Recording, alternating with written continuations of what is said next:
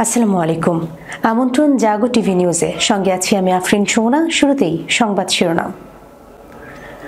উত্তেজনার মধ্যে ইসরায়েলের দাবি ভুল প্রমাণ করে নতুন ভূগর্ভস্থ ড্রোন ও ক্ষেপণাস্ত্র শহর উন্মোচন করল ইরান। আইআরজিসি প্রধানের ঘোষণা, ইরান শিগগিরই উন্নত মানের আরও ড্রোন ও কয়েকটি ক্ষেপণাস্ত্র শহর উন্মোচন করবে। নেতানিয়াহুর গ্রেফতারের দাবিতে পোল্যান্ডে বিক্ষোভ। হুথির লাগাতার ক্ষেপণাস্ত্র ও ড্রোন হামলার জেরে লোহিত সাগর থেকে পালিয়ে গেল মার্কিন নৌবহর। পাকিস্তান আফগানিস্তান সংঘর্ষে আফগান সীমান্তরক্ষী নিহত, বহু আহত। রেকর্ড 15,000 ফুট উচ্চতার টার্গেটে আঘাত হানল তুর্কি ড্রোন আঙ্কা। অন্তঃসত্ত্বা সাংবাদিককে হুমকির অভিযোগ টিউলিপের বিরুদ্ধে, ফের বোমা ফাটালো ব্রিটিশ সংবাদ মাধ্যম দ্য টেলিগ্রাফ। ইসরায়েলের বৃহত্তর মানচিত্র প্রত্যাখ্যান করল কাতার ও আরব আমিরাত। দর্শক, শিরোনামগুলো শুনছিলেন, এবার জানিয়ে দিচ্ছি বিস্তারিত। ইসরায়েল ও যুক্তরাষ্ট্র সহ পশ্চিমা বিশ্বের সঙ্গে চলমান উত্তেজনার মধ্যে একটি ভূগর্ভস্থ ড্রোন ক্ষেপণাস্ত্র শহরের প্রদর্শনী করেছে ইরান। সংরক্ষণাগারে নতুন বিশেষ ক্ষেপণাস্ত্র তৈরির দাবি করেছে দেশটি। ইসরায়েলের দাবি ভুল প্রমাণ করে নতুন ভূগর্ভস্থ ড্রোন ও ক্ষেপণাস্ত্র শহর উন্মোচন করল ইরান, যেখানে থরে থরে সাজানো রয়েছে উন্নত মানের ক্ষেপণাস্ত্র। ভবিষ্যতে এমন আরও ক্ষেপণাস্ত্র উৎক্ষেপণ সুবিধা উন্মোচন করা হবে বলেও জানিয়েছে দেশটি। গত 26 অক্টোবর ইরানের উপর বিমান হামলা চালিয়ে ইসরায়েল দাবি করেছিল তারা দেশটির ক্ষেপণাস্ত্র উৎপাদন সক্ষমতা ধ্বংস করেছে। সেই দাবি এখন মিথ্যে প্রমাণ হলো। বিস্তারিত জানাচ্ছেন সিদ্দিকুর রহমান।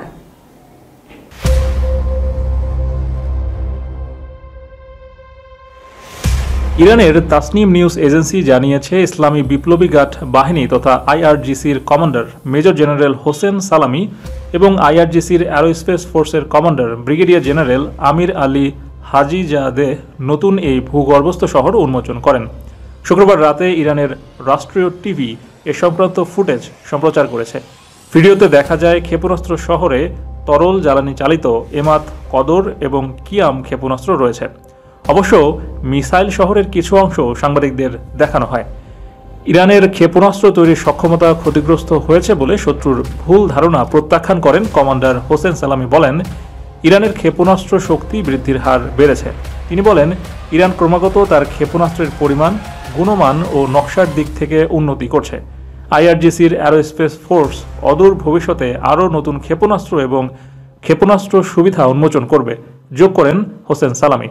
এর আগে মেজর জেনারেল হোসেন সালামি শুক্রবার দক্ষিণ পশ্চিমাঞ্চলীয় আবাদান শহরে এক অনুষ্ঠানে দেওয়া এক বক্তৃতায় বলেন, আপনারা ইরানের লুকানো শক্তির মহিমা ও এর গভীরতার সাক্ষী হবেন।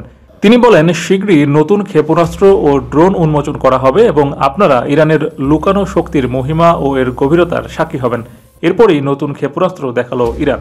আইআরজিসির প্রধান কমান্ডার আরও বলেন, ইসলামী প্রজাতন্ত্র ইরান কোনোভাবেই পর্যাপ্ত সামরিক সরঞ্জাম সরবরাহ করতে ব্যর্থ হয়নি। ইরান এত উন্নত ক্ষেপণাস্ত্র, জাহাজ, ড্রোন এবং অন্যান্য সামরিক সরঞ্জাম তৈরি করেছে যে কখনো কখনো এসব সরঞ্জাম সংরক্ষণের সক্ষমতা খুঁজে পেতে ব্যর্থ হয়। হোসেন সালামি বলেন, ইরান হচ্ছে একমাত্র দেশ যে কিনা শত্রুর বিরুদ্ধে সামরিক অভিযান চালালে তার জাতীয় মুদ্রা শক্তিশালী হয় এবং দেশের জনগণ মধ্যরাতে রাস্তায় নেমে সেই সামরিক অভিযানের আনন্দ উদযাপন করে। আইআরজিসির কমান্ডার ঘোষণা করেন, সারা বিশ্বের জানা উচিত যে আমাদের প্রতিরোধ সক্ষমতা আমাদের নিজস্ব সীমান্তের মধ্যে যা আছে তার উপর নির্ভর করতে পারে। আমরা যে সংকল্প, সিদ্ধান্ত, ক্ষমতা ও পদক্ষেপের উপর নির্ভর করি তা সম্পূর্ণরূপে ইরানের অভ্যন্তরীণ শক্তি।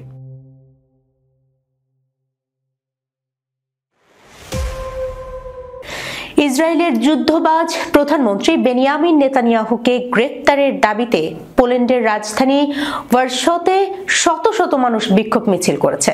শুক্রবার ওই বিক্ষোভ মিছিল হয়। এর আগের দিন গত বৃহস্পতিবার পোল্যান্ডের প্রধানমন্ত্রী ডোনাল্ড টুস্ক ঘোষণা করেন, নেতানিয়াহু যদি পোল্যান্ড সফর করেন তাহলে তাকে গ্রেপ্তার করা হবে। খবর ফিলিস্তিনের সংবাদ সংস্থা ওয়াফার। এই ঘোষণার প্রতিবাদে শত শত মানুষ রাজধানী ওয়ারশোর প্রেসিডেন্সিয়াল ভবনের বাইরে বিক্ষোভ করেন। এ সময় তাদের হাতে ফিলিস্তিনের পতাকা এবং ব্যানার ছিল। ইসরায়েলের আগ্রাসন ও নেতানিয়াহুর বিরুদ্ধে তারা নানা রকমের স্লোগান দেয়।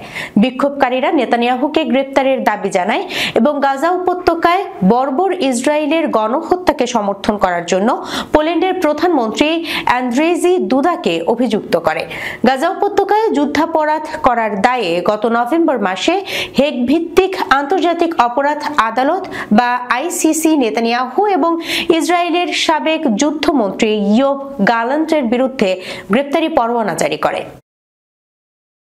হুথির লাগাতার ক্ষেপণাস্ত্র ও ড্রোন হামলার জেরে লোহিত সাগর থেকে পালিয়ে গেছে মার্কিন নৌবহর। ইয়েমেনের সশস্ত্র বাহিনী একটি মার্কিন বিমানবাহী রণতরী ও কয়েকটি মার্কিন যুদ্ধ জাহাজে প্রতিশোধমূলক হামলা চালানোর ঘোষণা করেছে। ইয়েমেনের হামলার জেরে উত্তর লোহিত সাগর থেকে পিছু হটেছে মার্কিন নৌবহর। বাহিনীটি বলছে, গাজা উপত্যকায় ইসরায়েলের চলমান ভয়াবহ গণহত্যার প্রতি ওয়াশিংটনের সমর্থনের প্রতিবাদে এ হামলা চালানো হয়েছে। সিদ্দিকুর রহমানের প্রতিবেদন।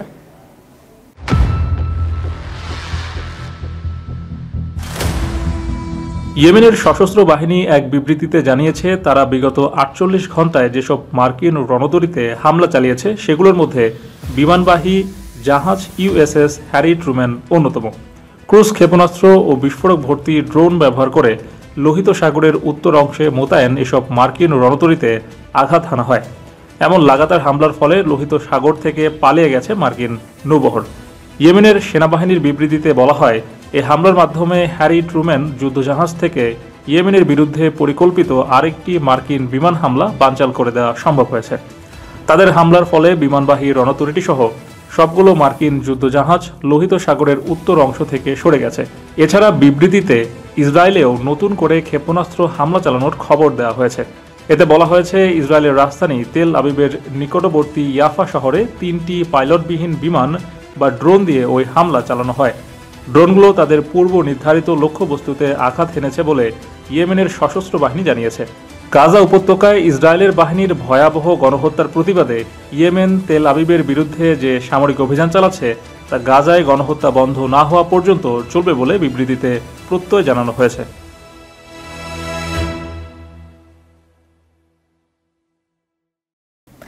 পাকিস্তান ও আফগানিস্তানের সীমান্তরক্ষীদের মধ্যে গোলাগুলিতে একজন আফগান সীমান্তরক্ষী নিহত ও বেশ কয়েকজন আহত হয়েছে।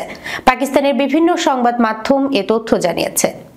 আজ শনিবার শাহাব নিউজ নেটওয়ার্ক এ তথ্য জানিয়েছে।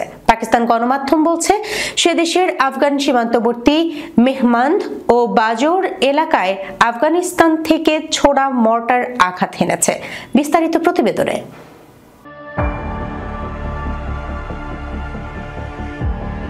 খোরাসান ডায়েরি নামের একটি পাকিস্তানি নিউজ সাইট জানিয়েছে, দুই দেশের সীমান্তরক্ষীদের মধ্যে তীব্র গুলি বিনিময়ের ফলে পূর্ব আফগানিস্তানের সীমান্ত এলাকার শত শত বাসিন্দা তাদের বাড়িঘর ছেড়ে অন্যত্র আশ্রয় নিতে বাধ্য হয়েছেন।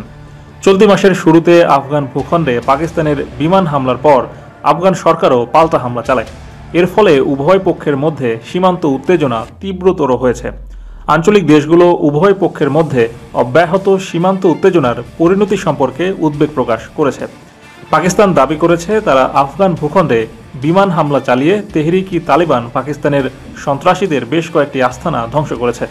কিন্তু কাবুল বলছে, পাকিস্তানের বিমান হামলায় বেসামরিক মানুষ নিহত হয়েছে।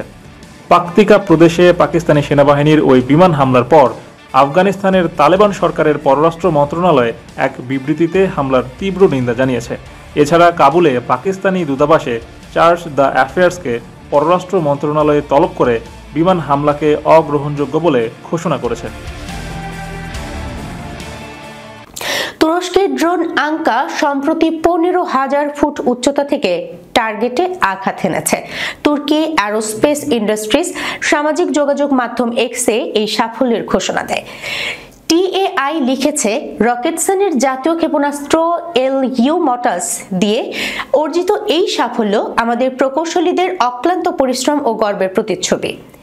টিএআই আরও জানায়, আমাদের প্রকৌশল ক্ষমতার বড় প্রমাণ এই সাফল্য। আমরা আন্তর্জাতিক অঙ্গনে আমাদের অবস্থান আরও শক্তিশালী করছি এবং প্রতিটি সাফল্যের মাধ্যমে আকাশে তুরস্কের শক্তি লিখে চলেছে। আঙ্কার প্রথম উড্ডয়ন হয় 2010 সালে এবং 2017 সালে এটি তুরস্কের সশস্ত্র বাহিনীর অস্ত্র ভাণ্ডারে যুক্ত হয়। দ্রুতই এটি বিশ্বের অন্যতম সেরা অপারেশনাল সিস্টেম হিসেবে স্বীকৃতি পায়। আঙ্কা তৈরির প্রক্রিয়ার অধিকাংশ উপব্যবস্থা দেশীয়ভাবে ডিজাইন ও উৎপাদিত হয়েছে। এ প্রক্রিয়ার অন্যতম গুরুত্বপূর্ণ ধাপ ছিল জাতীয় ইঞ্জিন সংযুক্তি। টিএআই ইঞ্জিন ইন্ডাস্ট্রির তৈরি TEIPD 170 ইঞ্জিন আঙ্কাতে সফলভাবে যোগ করা হয়েছে। তুরস্কের এই প্রযুক্তিগত অগ্রগতি দেশটির ড্রোন শিল্পের শক্তি ও সম্ভাবনার একটি নতুন মাত্রা তুলে ধরেছে। এবার যুক্তরাজ্যের ক্ষমতাসীন লেবার পার্টির অর্থ ও নগর বিষয়ক মন্ত্রী টিউলিপ সিদ্দিকের বিরুদ্ধে এক অন্তঃসত্ত্বা সাংবাদিককে হুমকি দেওয়ার অভিযোগ উঠেছে। বাংলাদেশের সাবেক প্রধানমন্ত্রী শেখ হাসিনার স্বৈরাচারী কার্যকলাপ নিয়ে প্রশ্ন করায় তাকে এই হুমকি দেওয়া হয় বলে জানায় ব্রিটিশ সংবাদ মাধ্যম দ্য টেলিগ্রাফ। গত শুক্রবার হুমকি দেওয়ার সেই ভিডিও পোস্ট করে সংবাদ মাধ্যমটি। ভিডিওতে ওই অন্তঃসত্ত্বা সাংবাদিককে হুমকি দিতে দেখা গেছে টিউলিপকে। সিদ্দিকুর রহমানের রিপোর্ট। 2017 সালে শেখ হাসিনার শাসনামলে নিখোঁজ হওয়া ব্রিটিশ বাংলাদেশি আইনজীবী ব্যারিস্টার আরমানের ব্যাপারে 2017 সালে শেখ হাসিনার বোনের মেয়ে টিউলিপকে প্রশ্ন করেছিলেন চ্যানেল 4 এর এক ব্রিটিশ সাংবাদিক। জবাবে সাংবাদিকদের উদ্দেশ্যে টিউলিপ বলেছিলেন, খুব সতর্ক থাকুন।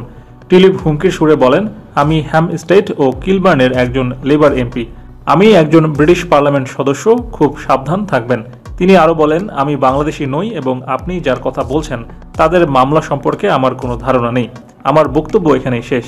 শেষের দিকে টিউলিপ অন্তঃসত্ত্বা সাংবাদিক এবং প্রডিউসার ডেইজি আইলিফকে বলেন, এখানে আসার জন্য ধন্যবাদ ডেইজি। আশা করি তোমার সন্তান ভালোভাবে হবে, কারণ প্রসব খুবই কঠিন। দেখা হবে। এরপরই তার একজন সহকারী ক্যামেরার সামনে হাত দিয়ে সাংবাদিকদের ভিডিও ধারণ করতে বন্ধ করতে বলেন। ওই সহকারী সাংবাদিকদের প্রশ্নগুলোকে অপ্রাসঙ্গিক এবং বেপরোয়া মন্তব্য করে তাদের সরিয়ে দেওয়ার চেষ্টা করেন। চ্যানেল 4 নিউজের প্রধান সংবাদদাতা অ্যালেক্স থমসন টিউলিপ সিদ্দিকের সে বক্তব্যকে হুমকি স্বরূপ বলে অভিহিত করেন। অন্যদিকে ভুক্তভোগী সেই সাংবাদিক আইলিফ গত সপ্তাহে সামাজিক যোগাযোগ মাধ্যম এক্সে একটি পোস্টে তার পুরনো অভিজ্ঞতা নতুন করে শেয়ার করেছেন। তিনি বলেন, যখন আমি 2017 সালে টিউলিপ সিদ্দিকের বাংলাদেশের সঙ্গে তার রাজনৈতিক যোগসূত্র সম্পর্কে প্রশ্ন জিজ্ঞাসা করি, তখন তিনি আমাকে সতর্ক থাকতে বলেন। এই ঘটনার পর অফকম পুলিশ এবং আমার বসদের কাছে অভিযোগ করেন এমপি।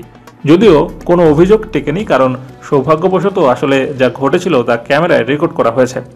যদি তা না হতো তাহলে তিনি আমার চাকরি খেয়ে দিতেন।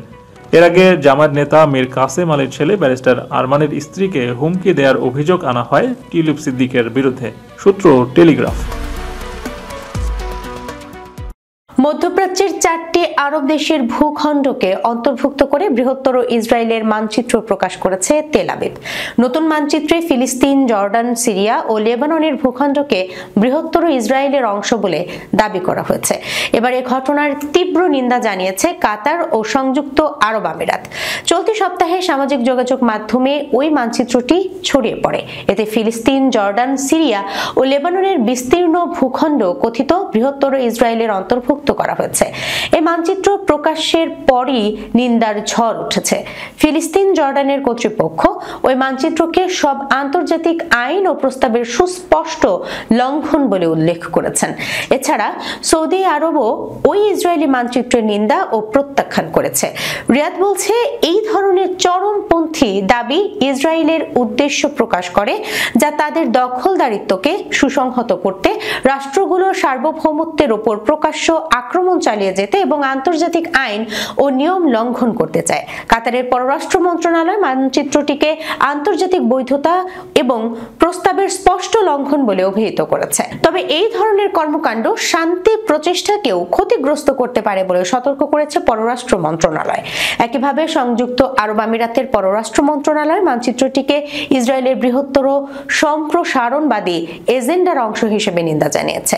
এক বিবৃতিতে বলছে, এই ধরনের চর্চা উত্তেজনা আরও বাড়িয়ে তুলবে এবং শান্তিপূর্ণ সমাধানে পৌঁছানোর প্রচেষ্টাকে বাধাগ্রস্ত করবে।